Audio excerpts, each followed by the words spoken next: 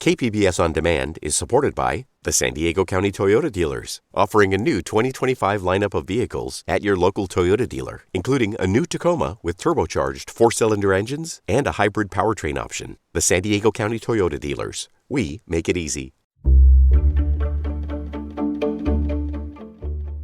Good morning, I'm Debbie Cruz. It's Friday, June 24th. The dire need for childcare. More on that next, but first, let's do the headlines.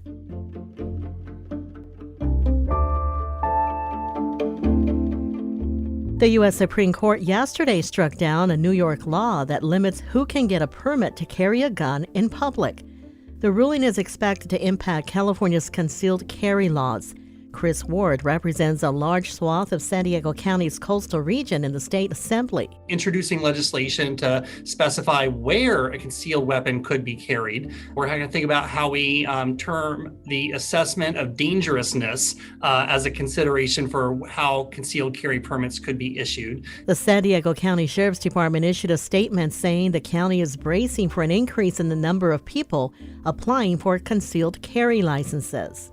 A man who worked as a youth dance instructor in North County pleaded not guilty yesterday to child molestation charges. 39-year-old David Silvas is accused of sexually assaulting at least 4 underage students between 2005 and 2014. Detectives believe there are additional victims and possibly witnesses. Silvas faces a maximum of 15 years in state prison based on the current charges. COVID-19 cases in San Diego County are holding steady this week. The county reported more than 9,700 cases this week. That's 52 more than last week. But that doesn't account for at-home COVID-19 tests, so the actual number of cases is likely much higher. San Diego County's public health officer, Dr. Wilma Wooten, says that's because the COVID-19 vaccine wanes over time. Boosters give people added protection. Yet more than 42% of those eligible for their first booster haven't gotten one yet. From KPBS, you're listening to San Diego News Now. Stay with me for more of the local news you need. KPBS On Demand is supported by the San Diego County Toyota dealers, presenting the new 2025 Camry with refined design and performance. Visit your local Toyota dealer to learn more about all the features the new 2025 Camry offers. The San Diego County Toyota dealers. We make it easy.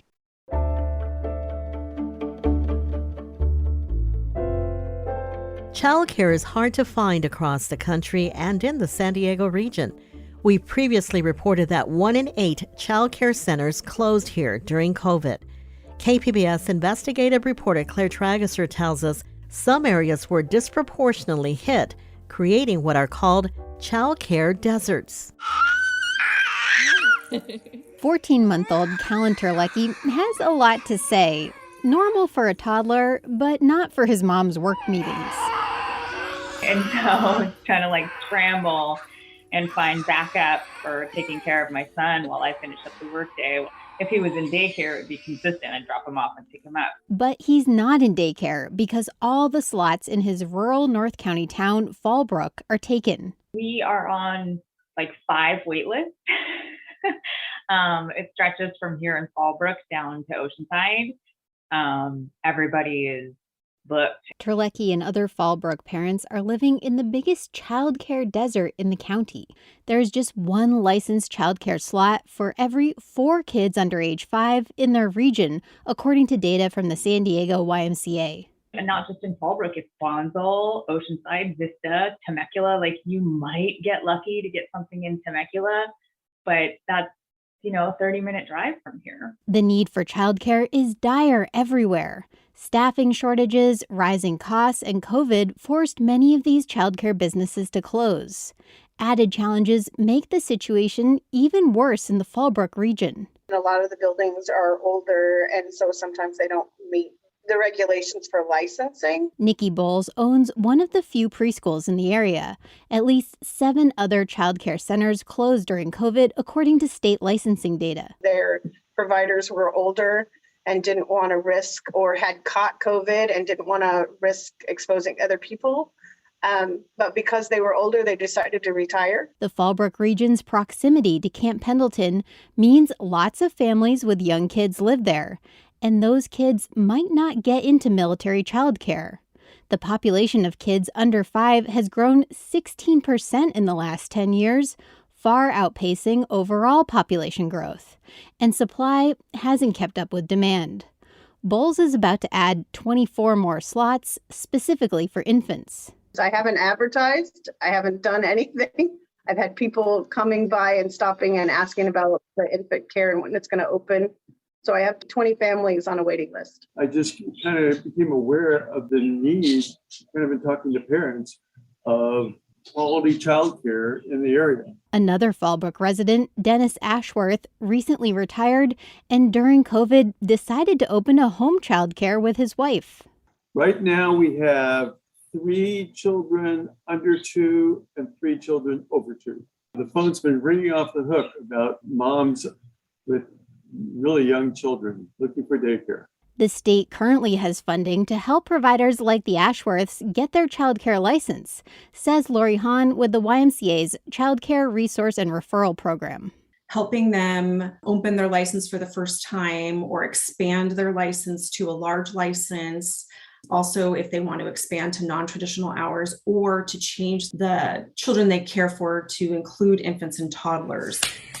If you're happy and clap your hands. Ashworth just expanded his license to take in more kids. He says he's glad to use his energy and his Fallbrook home to help families in his village. If we weren't doing this, what would I be doing? Just sitting around and getting older. So I think it does keep you young, and it's kind of exciting every morning when the parents pull up with the kids, and chit chat with them, and the kids are always excited. So it's a good thing. But he knows adding a few more spaces at his home does little to change Fallbrook's status as a childcare desert. Claire Tregesser, KPBS News. Hey, Brody, keep looking. Where are the eggs?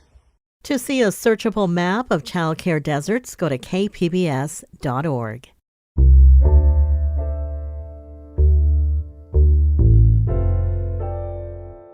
California had a dry winter and a dry spring. Now, as we move into the hottest and driest months of the year, water resources officials and local leaders are calling for all San Diegans to take action. KPBS reporter Kitty Alvarado has more. Mayor Todd Gloria says he's proud of those who have stepped up to conserve water.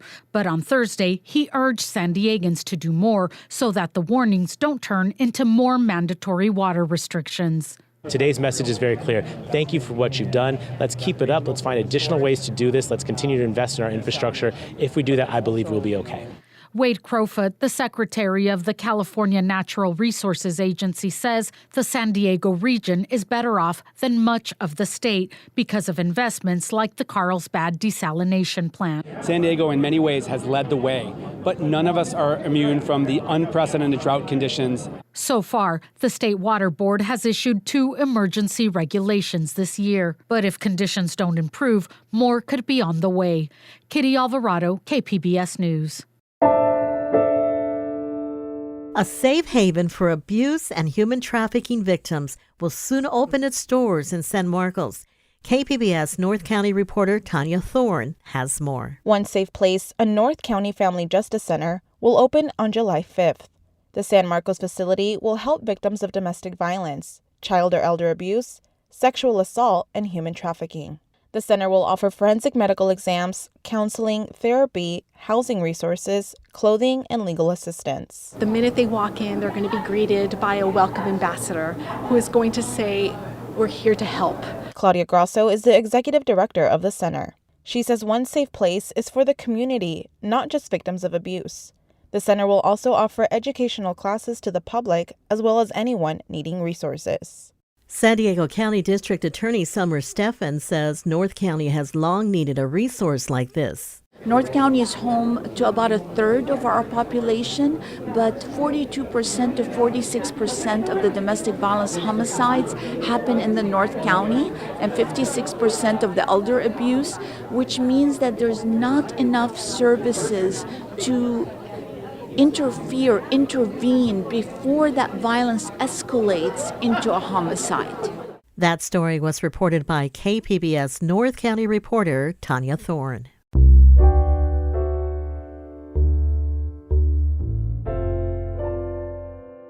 Shelters in Tijuana are struggling to meet the basic needs of the migrants in their care, even as the U.S. sends millions of dollars to Mexico to help them.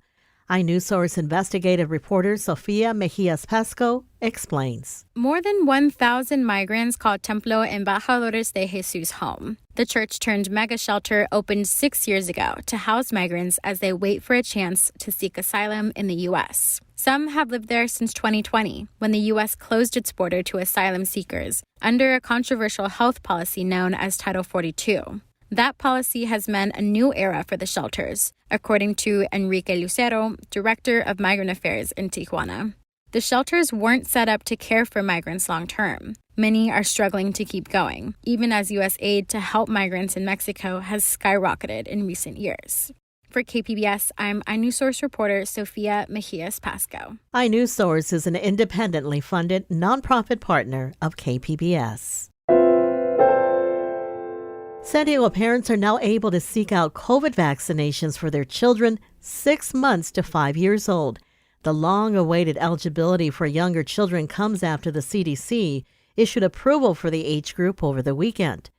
KPBS's Jade Hindman spoke with Dr. Eric Topol about vaccines, treatments, and reinfection. Dr. Topol is the director of the Scripps Research Translational Institute in La Jolla. Here's that interview. So this is the last major age group to be granted approval for the vaccine. How significant is this in the fight against COVID? It is quite significant. It's not getting enough of the sense of its importance because the children aged 6 months to 5 years have had a lot of trouble during the Omicron wave. And as you mentioned, Omicron is still the dominant COVID strain. Is there any movement on an Omicron-specific vaccine? Well, yes, there is. Moderna has tested their BA.1 Omicron booster against the BA.4 and 5 and has seen some reasonable antibody production. So that's a bit encouraging. We're expecting to see a booster going through both Moderna and Pfizer, the FDA, by September. And so it's very likely that sometime in the fall, we'll have access to those boosters. But again, Jude, to emphasize, we still don't know whether the booster, which has BA.1 Omicron, is going to hold up well against the variants that we'll be seeing already now.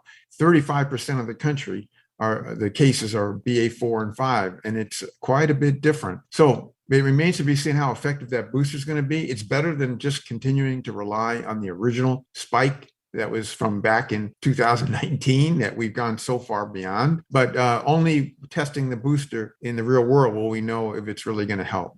We've heard a lot about Paxlovid and its efficacy. Just how available is that treatment in this country? Yes. Well, there were 2 CDC reports on that. It looks like the prescriptions have soared with Paxlovid, which goes along with the fact that we are having a lot of cases under the radar that are not through the traditional PCR central testing and reporting. And so Paxlovid is getting the test in the real world, and it's holding up very well. In fact, of all the people that took Paxlovid in the report, less than 1% wound up in the hospital, and that's what you'd expect. Paxlovid has been shown to give a very strong protection against hospitalizations and deaths. And so right now, for people that have infections, this is our backup plan. And fortunately, it's pretty widely available, certainly in San Diego County. So whereas a couple of months ago, it was hard to come by, right now, most of our pharmacies are stocked, and that hasn't been a problem overall for access.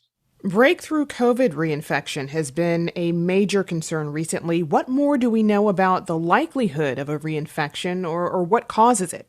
That's a good one, Jade, because we just had a big report this week from the Veterans Affairs, which is the largest healthcare system in the United States. And what they showed with over 30,000 of these reinfections, that there was a worse outcome than in people who had only one infection. So that the multiple hits and then 3 infections worse than 2, like a dose response type of pattern. The point is that up until now, we had really thought that reinfections, well, so what? You have immunity. You shouldn't have much of a problem. But what we're seeing are lingering effects that suggest from this one large report that this is a problem and we need to avoid reinfections. The problem is that the variants we're confronting now, these Omicron subvariants are the most immune evasive and transmissible in the whole pandemic. And so the chance of reinfection is much higher. And we're learning that at the same time that there's a liability of having these reinfections. And we're not doing the things we know that could help prevent reinfections. That was Dr. Eric Topol speaking with KPBS's Jade Hindman. Coming up, summer camp is in session. We'll have that story and more next, just after the break.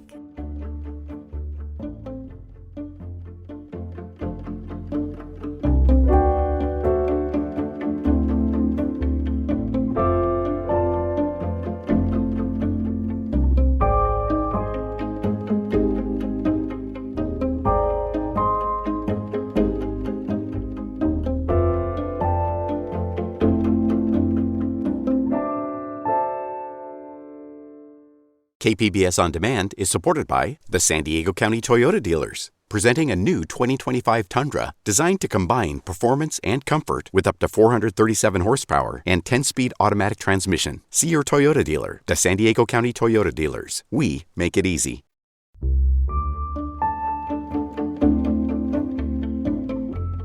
Summer is officially here, and so are the kids' camps that start when school lets out for the season.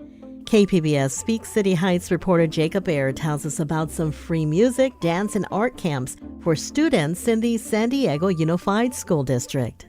Perkins K-8 school summer camp is not your average affair. Many of the students at this music, dance, and arts camp in Barrio Logan are experiencing homelessness, says City Heights Music School Assistant Director Mario Aguia. These kids are going through rough time, and it's hard when you're living through that to realize that there is beauty out there. And we don't need more cynical people in this world. We need people that are dreamers, people that are hopeful. That's why it's important. A group of nonprofit organizations are providing a dozen similar camps for free to students in the San Diego Unified School District. There's still time at some of the locations for enrollment, as the camps run through July 15th. Jacob Ayer, KPBS News. For those outside of the district, the camps are $150. Etheria Film Festival showcases horror, sci-fi, fantasy, action, and thriller films directed by women. For the third year, the showcase will stream on Shudder. KPBS film critic Beth Accomando has this review. In 2020, COVID-19 forced the Etheria Film Festival to go virtual, but it did so in a big way. It partnered with Shudder, the horror streaming channel, and was able to share its showcase of women-made genre films to a much wider audience than it could ever reach in person. This year, that partnership continues with 7 short films streaming through July 19th. The films explore a diverse range of topics and display wildly differing styles. In the playfully ironic Lucid, a young artist shares her self-portrait in class. I've called it Girl with Silent Eyes and Pink Hair. It's about being sad, I guess. The experience challenges the artist to go beyond the superficial, to embrace her love of the grotesque through some blood-soaked performance art. In the Spanish thriller Dana, a violent attack transforms the title character into an avenging vigilante who hunts down serial rapists. The shorts also look to family secrets, a rodent infestation, and a evolving relationship with technology. Kudos to Etheria for highlighting these emerging female artists and encouraging them to dig deeper for their art. Beth Accomando, KPBS News. Do you remember reading your favorite childhood Dr. Seuss books? Well, the home in La Jolla, where the late Theodore Geisel wrote most of those books, will be up for sale soon. The Mount Soledad home is now owned by UCSD. The proceeds from the sale will create the Geisel Fund in the UCSD Foundation. That's it for the podcast today. This podcast is produced by KPBS senior radio producer Brooke Ruth and producer Emmeline Mohebi. As always, you can find more San Diego news online at kpbs.org. I'm Debbie Cruz. Thanks for listening and have a great weekend.